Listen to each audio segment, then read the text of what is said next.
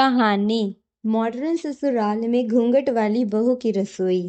राजस्थान के छोटे नगर कांवड़पुर में एक आधुनिक पक्के बंगले वाला परिवार रहता था। ठाकुर परिवार। घर में सब कुछ आधुनिक था। LED TV, digital lock, museum kitchen, washing machine, fridge, hall, शीशे की टेबल और यहाँ तक कि अलेक्सा भी। लेकिन एक चीज आज भी इस घर में नहीं बदलती थी, घूंघट की प्रथा। इस परिवार की नई बहू थी अनन्या। वह जयपुर में पढ़ी लिखी, अंग्रेजों बोलने वाली, एमबीए होल्डर और कंपाउंडेंट वर्ल्ड की तेज तरार लड़की थी। शादी के बाद जब वह ससुराल पहुंची और उसे सिरके लेकर होठी तक घूंघट ओढ़ा था तो उसे लगा ये मजाक है। उसने सोचा शायद फोटो वीडियो के लिए होगा, बाद में सब नॉर्मल हो जाएगा। लेकिन इससे झटका तब लगा जब सासू माँ ने कहा, इस घर की बहुएं घूंघट में ही रहती है और घूंघट में ही रसोई संभालती है। अनन्या के अंदर जैसे कोई घंटी बजी। Modern house, outdated rule. How. वह चुप रही क्योंकि पहला दिन था। तड़के 5 बजे उसे जगाया गया। चेहरे पर घूंघट, हाथ में लोटा और दाल झोंकने की जिम्मेदारी। उसने पूछा, माँ जी, म्यूजियम किचन है, माइक्रोवेव है, मिक्सी है, तो इतना बेगाम सिस्टम क्यों? सासू माँ ने तजन्नी उंगली उठाकर कहा, टेक्नोलॉजी तो ठीक है पर तहजीब पहले। बहू की पहचान घूंघट और रसोई से होती है। अनन्या को लगा जैसे उसकी एमबीए की डिग्री किसी अलमारी में टंगी रह गई हो। एक दिन ससुराल के मेहमान आए। अनन्या ने सोचा कुछ नया ट्राई करूं। उसने पिज्जा बेस तैयार किया, एयर फ्रायर और क्रिस्प किया, पनीर टिक्का टॉपिंग लगाई। जैसे ही गर्मा गर्म फ्यूजन पिज्जा रसोई में बाहर निकला, सास बोली, ये क्या चकलस बना रही हो? जीरा तड़का वाली दाल बना लो। मेहमानों ने खाया और बोले, वाह, बहू तो होशियार है। सास का चेहरा खिल तो गया पर यह बात गले नहीं उतरी। बिना दाल रोटी बहू कैसे बहू? घूंघट और गैस में सबसे बड़ी दिक्कत यह थी कि घूंघट आंखों में आ जाती थी और गैस का हाथ जलने का खतरा रहता था। एक दिन रोटी सेकते सेकते घूंघट जलने लगा। सास चिल्लाई, बहू, आग लग जाएगी, ध्यान कहाँ है? अनन्या तंग आ गई। उसने पूछा, माँ जी, क्या घूंघट जरूरी है बहू की इज्जत के लिए या बहू की जिंदगी जरूरी है? घर का सन्नाटा हो गया। ससुर जी ने बोला, अखबार नीचे रखकर कहा, इज्जत इंसान कमाता है, कपड़ों से नहीं। सास को कुछ समझ नहीं आया पर बहू के शब्द तीर की तरह दिल में घुस गई। एक दिन घर के कीर्तन था। 100 लोग का खाना बनाना था। सब डरे हुए थे, इतने लोगों का खाना, बहू की वाईफाई। अनन्या ने रिमोट फोन निकाला, गेस्ट्री लिप्स बनाई, अलेक्सा से टाइमर सेट किया, इंडक्शन चालू किया और पूरा मील प्लान बनाया। बाजरे की खिचड़ी, दही तड़का, गट्टे की सब्जी, बाजरा रोटी, चूरमा। सब देखकर सास दंग रह गई। टाइम कम था पर कम मास्टर शेफ जैसा। खाना परसा गया। लोगों ने तारीफ कर दी। बहू तो आधुनिक है लेकिन रसोई पर तो रज कर देती है। अनन्या मुस्कुराई लेकिन इस बार बिना घूंघट।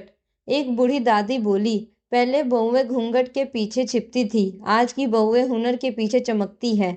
सास ने पहली बार समझा, घूंघट परंपरा है, बंधन नहीं। उसने अनन्या के सिर से घूंघट उठाया और बोली, माफ करना बहू, मैंने रिवाज को नियम समझ लिया था। अब से रसोई में तुम्हारी पहचान भी तुम्हारी है। कीर्तन वाली रात के बाद ठाकुर हवेली में जैसे हवा बदल गई। घूंघट के बजाय अब घर में संवाद, ताने के बजाय तारीफें और चूल्हे के धुआंधार सोच की जगह मिक्रोवेव की टाइमर बीप सुनाई देती। अनन्या ने अपना यूट्यूब चैनल शुरू किया था, मॉडर्न रसोई विद ट्रेडिशनल टच। पहली ही वीडियो में 5 मिनट गेट पिज्जा वायरल हो गई। सास जो कल तक दाल रोटी के अलावा कुछ नहीं मानती थी, आज कहती फिर नहीं, मेरी बहू की रेसिपी इंडियन ही नहीं विदेश भी सीख रहा है। गांव के कुछ लोग कहते, बहू को रसोई में ही रहना चाहिए, कैमरे में नहीं। अनन्या मुस्कुराती और कहती, मैं रसोई में ही हूँ, बस दुनिया को बता रही हूँ कि बहू घूंघट में नहीं, रचनात्मकता से अच्छी लगती है। सास ने उसकी ढाल बनकर गई थी। हमारी बहू कमाती भी है, सबको खिलाती भी है। ये घूंघट नहीं हटाती, ये अज्ञान हटाती है। एक दिन अनन्या को फोन आया, हमारा कुकिंग रियलिटी शो शुरू हो रहा है, आपको जज बनना है। अनन्या आभक, वह जिसने घूंघट पकड़कर रोटी जलने से खुद को बचाया था, आज उसे देश सिखाना चाहता था कि रसोई असल में कैसी होती है। सासू माँ ने पहली बार अनन्या को अपने हाथों में मेकअप कराया और बोली, आज टीवी वाले समझेंगे कि बहू घूंघट में नहीं, इतिहास में जगह जाती है।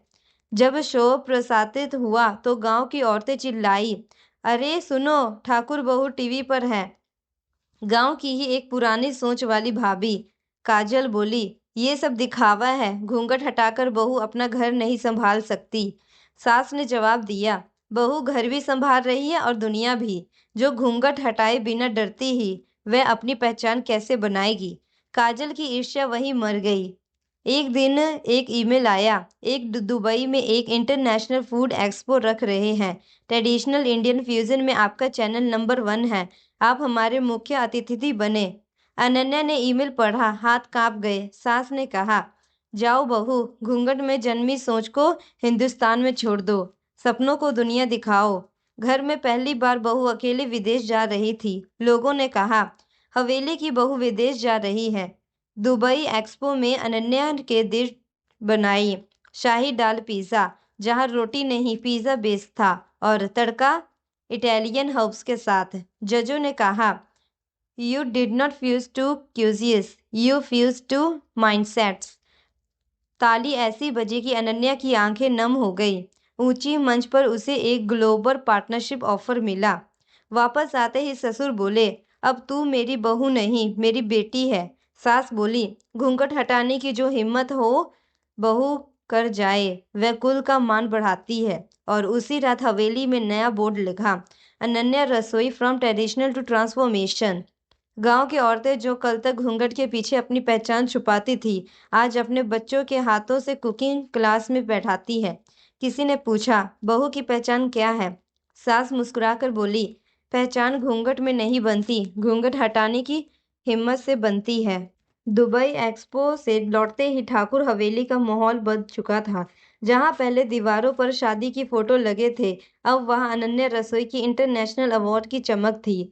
दरवाजे के बाहर आने वाले हर मेहमान को ससुर गर्व से कहते, यह हवेली अब सिर्फ इमारत नहीं, विचारों का जन्म स्थान है।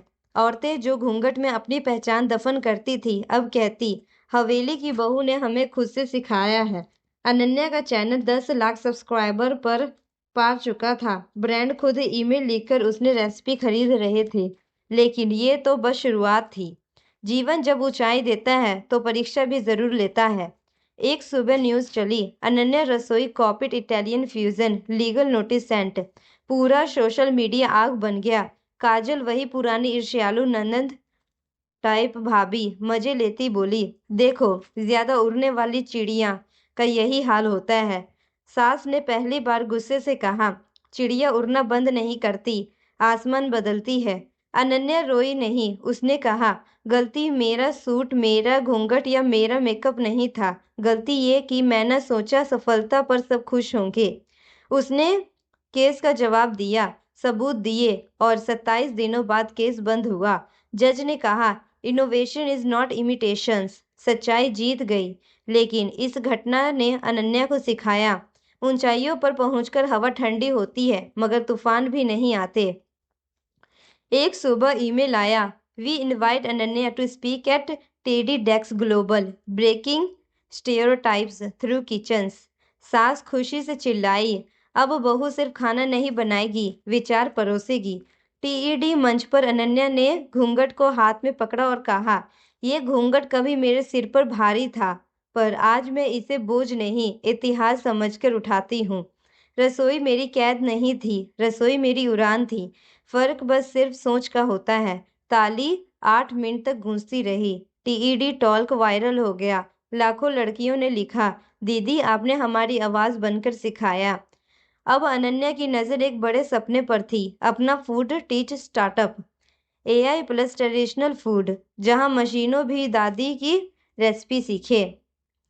शार्क टैंक इंडिया में जाते हुए उसकी आंखों में सपना था, दिल में किताब की तरह शब्द। औरतें घर की चलाती हैं, घर को असत्य भी बनाती हैं।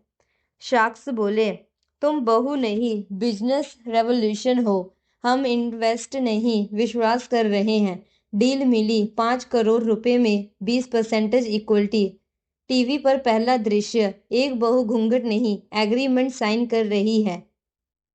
विजिलेंस में आयोजित सम्मेलन में दुनिया भर में महिलाएं आई थी।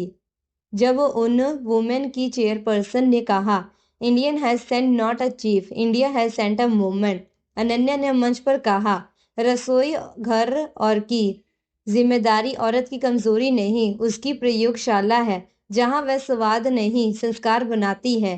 फर्क यह है कि उसमें उसकी कीमत कभी नहीं समझी। स्टैंडिंग ओवेशंस।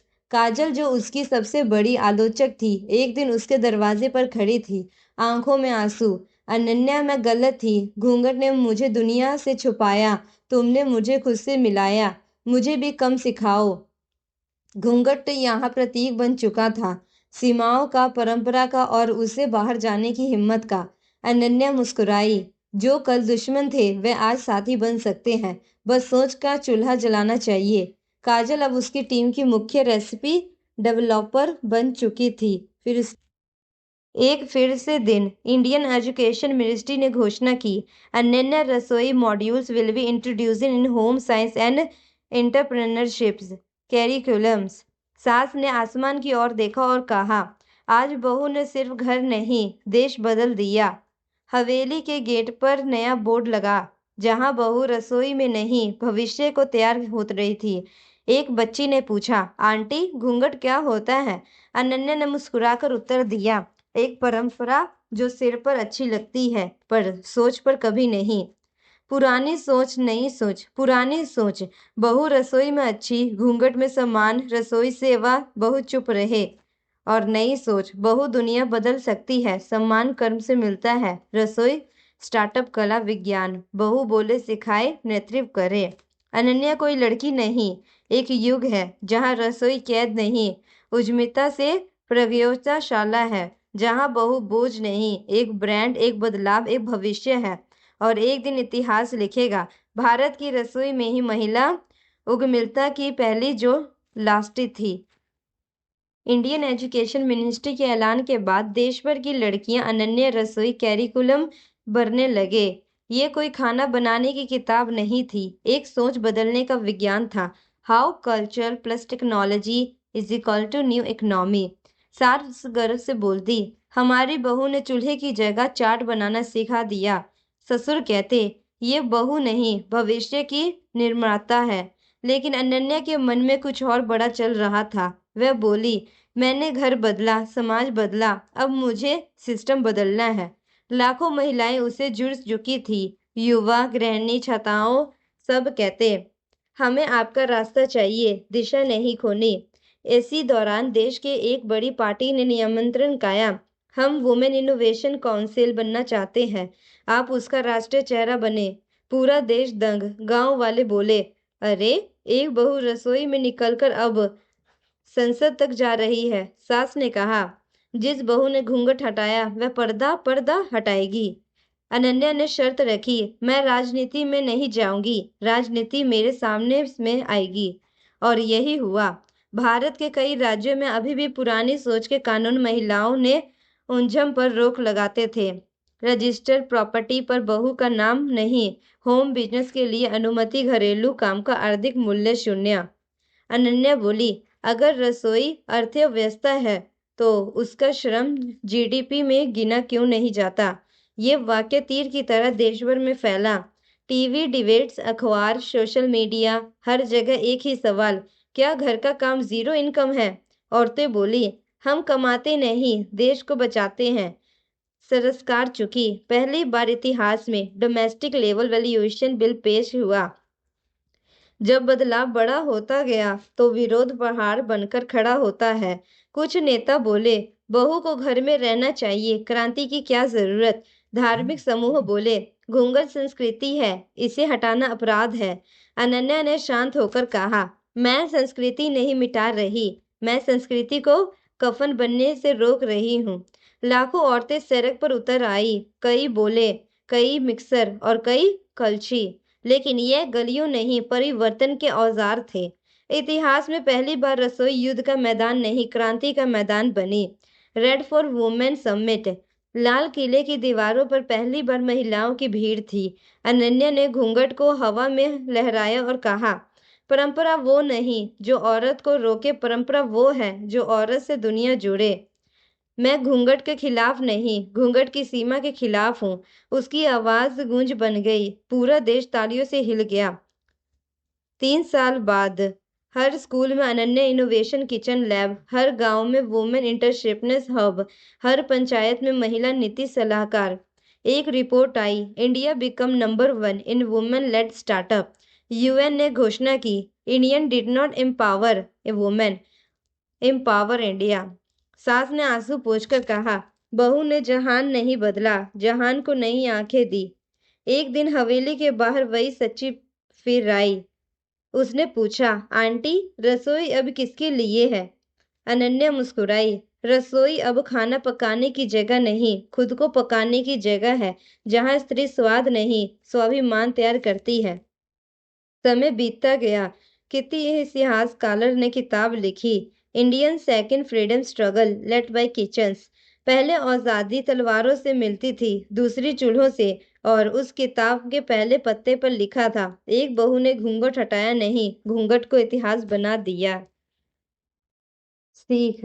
घूंघट चेहरे पर नहीं, सोच पर होता है। औरत वह नहीं जो रसोई में सीमित हो, वह वे है जो रसोई से दुनिया बदल सकती है।